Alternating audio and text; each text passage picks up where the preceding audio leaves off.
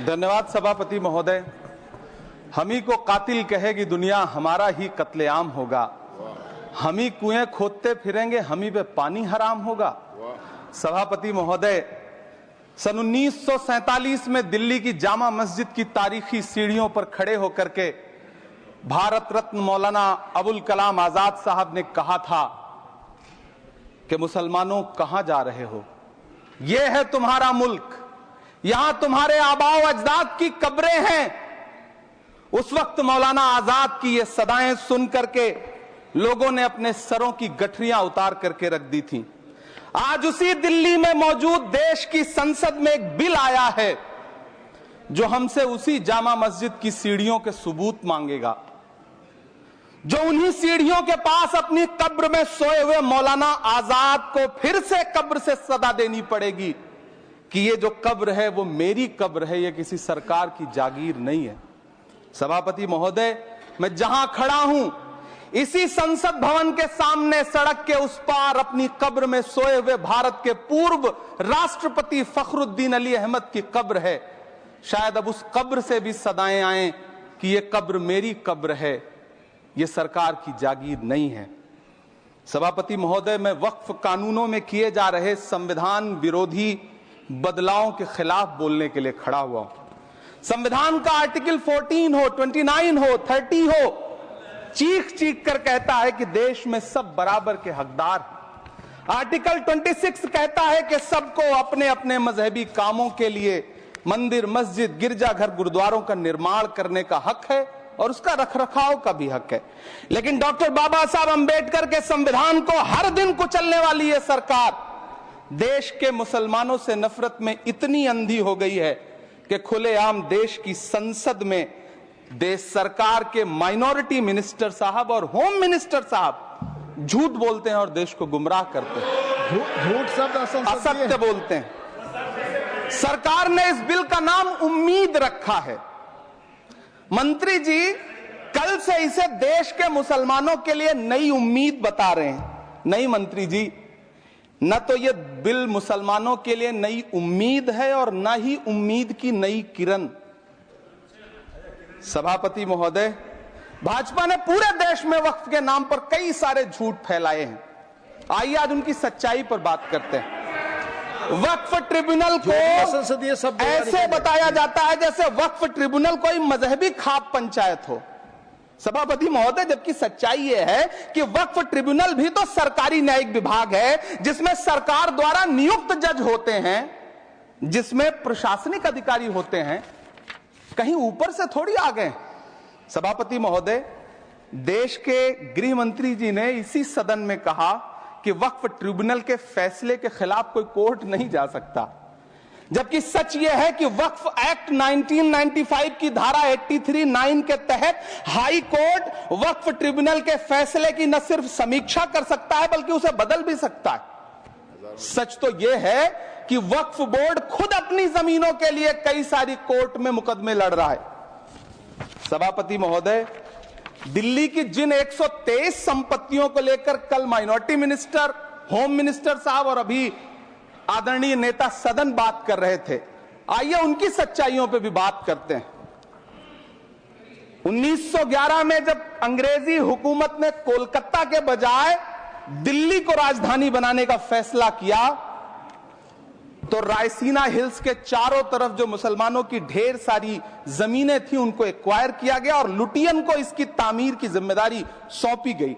Central Vista की तरह Lutyens zone का मेगा प्लान तैयार हुआ, लेकिन उस वक्त के मुसलमानों ने उस वक्त की अंग्रेजी हुकूमत से अपनी इबादत गाहों को बचाने के लिए लड़ाई लड़ी।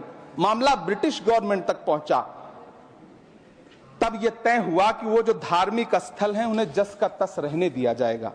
इंडिया गेट के बगल वाली मस्जिद हो, जाब्तागंज, सुनहरी बाग मस्जिद हो, पार्लियामेंट रोड वाली मस्जिद हो, ऐसी 123 संपत्तियों के मैनेजमेंट के लिए 1913 में मुसलमान वक्फ वैलिडेशन एक्ट बना और उसके बाद एक नया शहर बसाया गया जिसे लुटियंस जोन का नाम दिया गया।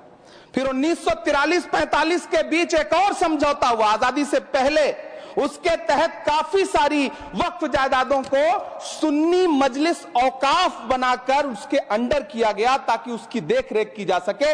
गृह मंत्री जी 2 दिन से सदन में जो बात कह रहे हैं वो दरअसल 123 संपत्तियां उसी सुन्नी मजलिस औकाफ के तहत आती है।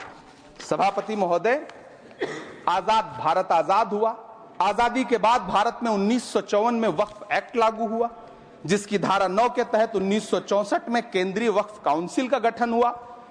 दिल्ली की वही 123 प्रॉपर्टीज को 1970 में सर्वे गजट करके गजट नोटिफाई किया गया। इसके निपटारे के लिए पूर्व प्रधानमंत्री इंदिरा जी के द्वारा 1974 में एक बर्नी कमेटी बनाई गई। बर्नी कमेटी ने 1976 में इन 123 संपत्तियों को दिल्ली वक्फ बोर्ड की संपत्ति होने की रिपोर्ट सौंपी। उस रिपोर्ट के आधार पर 1984 में कांग्रेस सरकार ने उन 123 प्रॉपर्टीज को दिल्ली वक्फ बोर्ड को सौंपने का फैसला किया, जिसके खिलाफ विश्व हिंदू परिषद कोर्ट गई। मामला 2011 तक पेंडिंग रहा। फिर 2011 में कोर्ट ने सरकार को आदेशित किया कि इसका निपटारा करो। तब 2013 में तत्कालीन यूपीए सरकार ने दिल्ली की उन्हीं 123 जायदादों को बर्नी कमेटी की सिफारिशों के मुताबिक वक्फ बोर्ड के हवाले किया। यही वो प्रॉपर्टीज हैं जिनके नाम से गृह मंत्री जी कल से कांग्रेस को कोस रहे हैं। फिर आई 2014 में भाजपा की सरकार, जो तब से इन जमीनों को हड़पने की साजिश कर रही है।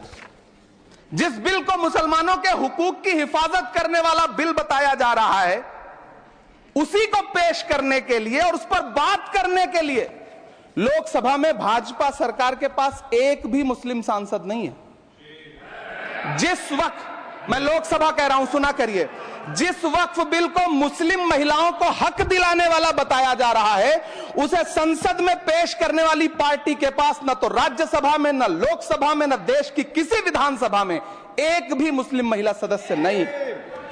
कल किरण रिजिजू जी कह रहे थे कि रेलवे की जमीनें देश की जमीनें हैं, डिफेंस की जमीनें देश की जमीनें हैं। हां मंत्री जी, हैं, बिल्कुल हैं। ये जो वक्फ की जमीनें हैं, ये हमारे पुरखों ने धार्मिक कामों के लिए डोनेट किया है। तो हम भी तो इसी देश के नागरिक हैं, हम भी तो इसी देश के बेटे हैं। तो वक्फ की जमीनें भी तो इसी देश की जमीनें हैं, उनको पराया क्यों बोलते हैं आप? सभापति महोदय, अशफाकुल्लाह खान जब फैजाबाद की जेल में फांसी के फंदे पर झूल रहे थे, तो इसी देश की जमीन के लिए झूल रहे थे ना।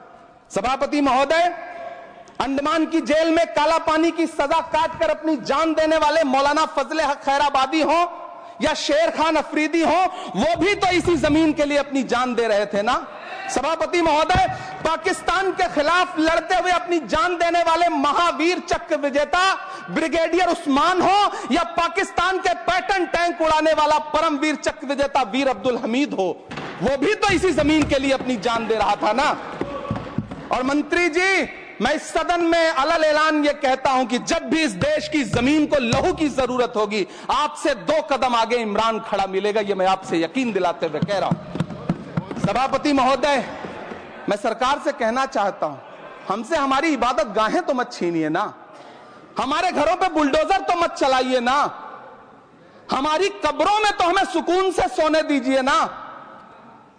सभापति महोदय, माइनॉरिटी मिनिस्ट्री का बजट कट करके, मुस्लिम बच्चों की स्कॉलरशिप बंद करके अब सरकार कह रही है कि हम वक्फ की आमदनी से गरीब मुसलमानों का भला करेंगे। गुजरात की बेटी बिल्किस के बलात्कारियों की रिहाई के बाद उन्हें माला पहनाने वाली लोगों के नेता ये कह रहे हैं कि यह बिल मुस्लिम महिलाओं को उनका हक दिलाएगा। धन्यवाद मोदी जी, क्या बढ़िया सौगातें मोदी दे रहे हैं आप। पहले हमें गुजराते मोदी दिया, आप सौगातें मोदी दे रहे हैं।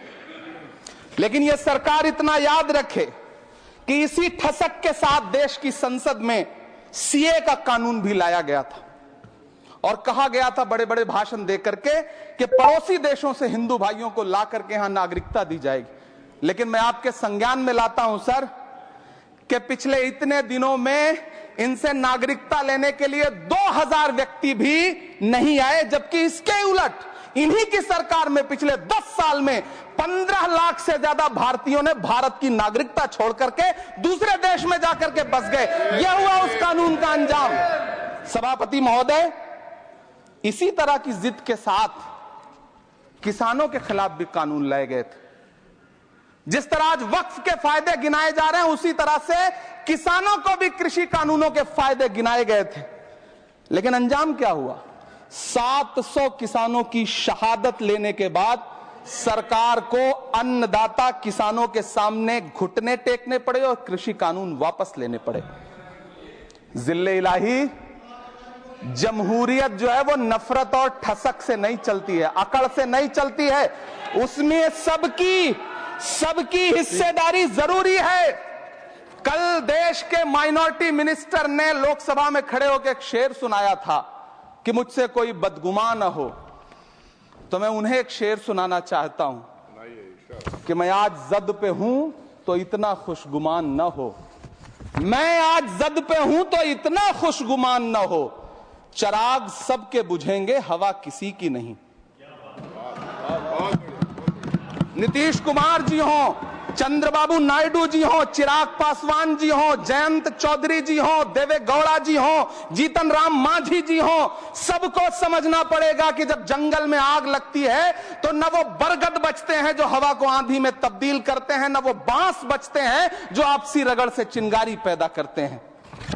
सभापति महोदय, जब देश को मनमोहन सिंह साहब जैसा काबिल प्रधानमंत्री मिलता है तो देश को आरटीआई जैसा एक्ट मिलता है, सेज जैसा एक्ट मिलता है, मनरेगा जैसा एक्ट मिलता है, लिबरलाइजेशन मिलता है, राइट टू एजुकेशन मिलता है, नेशनल फूड सिक्योरिटी एक्ट मिलता है।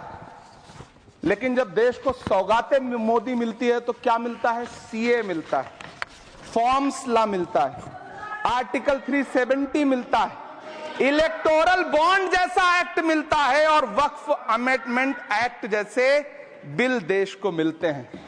मुझे तो अपने हमवतन भाइयों से पूछना है कि आपको अपने बच्चों की तरक्की, खुशहाली और नौकरी की दरकार है या फिर मुसलमानों की दान की गई जमीनों को लूटकर धन्ना सेठों को देने की साजिश करने वाले कानून की? सभापति महोदय, यह सरकार रात के 3 बजे तक पूरे देश को जगा करके संसद में अपने ही नागरिकों को नीचा दिखाने के लिए वक्फ बिल ला रही थी, तो उधर रात के 1:30 बजे अमेरिका हम पर 26% टैरिफ लगा रहा था। सरकार की प्राथमिकताएं देश को पता। सभापति महोदय, मैं बहुत भावुक हूं आज, और मुझे अच्छा लगा कि आदरणीय नेता सदन जगत प्रकाश नड्डा जी ने बहुत अच्छी बातें भी की, मन से बातें की। क्योंकि उनके नाम में प्रकाश जुड़ा है तो मैं उनमें हमेशा एक रोशनी की किरण देखता हूं। मैं उनके सामने बहुत अदब से यह बात कहना चाहता हूं कि चिरागों के सफर में दबदबा हो आंधियों का तो फिर अंजाम जुल्मत के सिवा कुछ भी नहीं होगा। यह दुनिया नफरतों के आखिरी स्टेज पर है, इलाज इसका मोहब्बत के सिवा कुछ भी नहीं होगा। मैं भावुक हूं, मेरी पलकें गीली हैं। अगर देश की एक बहुत बड़ी आबादी को लगता है कि आप उसका भला करने के लिए नहीं बल्कि उनकी इबादतगाहों, उनकी कब्रिस्तानों, उनकी खानकाहों को बर्बाद करने का बिल ला रहे हैं, तो फिर आप अगर समझाने में नाकामयाब रहे हैं तो यह आपकी नाकामयाबी है। पहले समझाइए, उसके बाद कोई बिल लेकर के आइए, तब शायद हम आपका इतनी पुरजोर तरीके से विरोध ना करें। लेकिन सभापति महोदय, मैं अंत में सिर्फ इतना कहना चाहता हूं कि इस बिल में जो भी पॉइंट्स दिए गए हैं, बॉम्सी पोर्टल देख लीजिए, सरकार का झूठ आपको पकड़ में आ जाएगा। हम डरे नहीं हैं, हम सिर्फ सरकार से अपील कर रहे हैं कि हमें अपना समझिए। हम आपके अपने हैं, इस देश के नागरिक हैं और आप ताकत में हैं। संख्या बल के आधार पर बिल हो सकता है आप पास करा ले, लेकिन आपको यह बात समझनी पड़ेगी कि हम तो वो तारीख हैं, जहनों में रहना है जिसे, कागजी पुर्जे नहीं जो फाड़ डाले जाएंगे। जिस जमीन पर मैं खड़ा हूं ये मेरी पहचान है। आप आंधी हैं तो क्या मुझको उड़ा ले जाएंगे? आपको यह बात समझनी पड़ेगी। आपको अगर इतना विपक्ष की तरफ से पहले जेपीसी में इतने सारे पॉइंट्स आए और उसके बाद कल से लोकसभा में और राज्यसभा में सुझाव आप सुनने को तैयार नहीं है, लोगों की शंका को दूर करने के बारे में आप बिल्कुल सोच नहीं रहे, बस आप कह रहे हैं यह बिल उम्मीद की नई किरण है। नहीं साहब, इसे भले किरण जी लेके आए हैं, लेकिन ये उम्मीद की नहीं बल्कि नाउम्मीदी की किरण है। और इस देश की एक बहुत बड़ी आबादी इस बात से खदशे में है, शक में है कि आप सीधे उनकी जमीनों को लूट करके धन्ना सेठों को बेचना चाहते हैं। मेरी अब भी आपसे अपील है कि इस बिल को वापस लीजिए। यह बिल कहीं से आपके अपने नागरिकों के लिए अच्छा नहीं है। यह बिल सिर्फ इस देश के मुसलमानों को नीचा दिखाने का और अपने एक ऐसे मतदाता वर्ग को खुश करने का बिल है जिनको इस बिल के पास हो जाने से कुछ मिलेगा भी नहीं। लेकिन आप एक नैरेटिव देना चाहते हैं, एक मैसेज देना चाहते हैं। मेरी आपसे अपील है कि कृपया ये जो सबका साथ सबका विकास का नारा है, इस नारे को रत्ती भर तो चरित्रार्थ कर दीजिए। बहुत बहुत धन्यवाद।